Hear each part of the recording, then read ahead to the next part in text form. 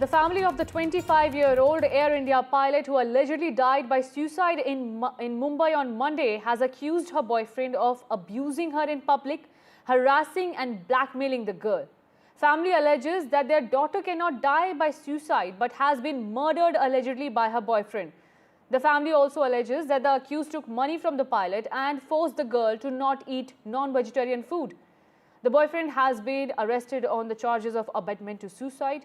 The body of the woman, Srishti Tuli, was found in her rented flat in Mumbai on Monday. Police said she allegedly hanged herself with a data cable earlier that day, but no suicide note was recovered. The woman's boyfriend, identified as Aditya Pandit, was taken into custody on Tuesday on the basis of a complaint from her family. Listen in to what the family has to say. जब वहां पहुंचे तो पता चला, जब story पूरी पता चली तो पता चला एक लड़का उसका मित्र था जो कि उसके साथ में ही ट्रेनिंग करना चाहता था, बट वो ट्रेनिंग नहीं कर पाया, वो पूरी नहीं कर पाया, वो आज तक पायलट नहीं बन पाया। तो उसकी जलन के नाते और उसको वो तंग करता था, उसको ब्लैकमेल करता था। फिर हम लोगों ने बैंक अकाउंट्स चेक किए, उससे पैसे भी लिए हुए थे, तो हम लोग का शक और गहरा होता चला गया। तो ऐसा क्या कर दिया कि 15 मिनट के पहले वो हंसती खेलती लड़की, जिसने माँ से भी बात करी, अपनी बड़ी माँ से भी बात करी, वो हंसती खेलती अंदर गई घर में और 15 मिनट के बाद, 20 मिनट के बाद वो नहीं थी दुनिया में। रीजन यही पता चला कि वो लड़का जो है वो उस लड़की को बहुत तंग करता था, बहुत ज्यादा हर चीजों में तंग करता था, पैसा मांगता था, ब्लैकमेल करता था। To analyze it in detail, I am being joined by former Maharashtra DGP P.K. Jain. Mr. P.K. Jain, thank you so much for joining us. First, your first Thank thoughts. You, Aditya.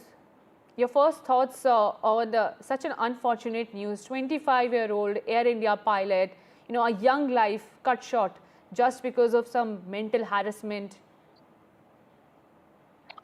Thank you, Aditya, for inviting me to the show. A real sad incident, a young life lost is no good. See, in this case, it's to my mind, it's an open and shut case.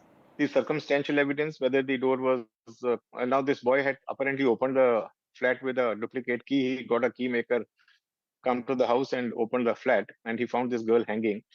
And he claims that he was driving down to Delhi. That is when he got the information that she is going to commit suicide, and he immediately came back. So all these things are verifiable. His location, his phone location, his conduct before and after. There would be eyewitnesses to his exit and entry into the building. So a lot of things. But unfortunately, if it is a case of the girl having gone into some kind of a depression for reasons, whether it is a some relationship issues with this boy or whether there would be something else, would probably come out in the investigation. The parents are right in their own way. It's an emotional thing. Losing a young, affectionate daughter does not bide good for anybody. So the case, to my mind, as far as investigation is concerned, is open and shut case. The investigation, the evidence would be available in plenty. The forensic evidence would be available, and the tech intelligence would be available in this case. So I don't think anything can be concealed. If the boy is guilty of what he is being charged with, abetment to suicide, he will be prosecuted. But I must, for the information of your channel and the viewers, must tell you that abetment to suicide has to be proved beyond doubt. In this case, if the boy has done or taken any steps to ensure that the girl commits suicide, when she said that I'm going to commit suicide and he provokes her to commit suicide, then only the abetment charge lags on. Otherwise, the abetment charge will not be substantiated in the court. To that extent, the police will have to do a very, very thorough job in finding out as to what exactly transpired, 15 minutes before or maybe an hour before, and maybe in the immediate past of their relationship.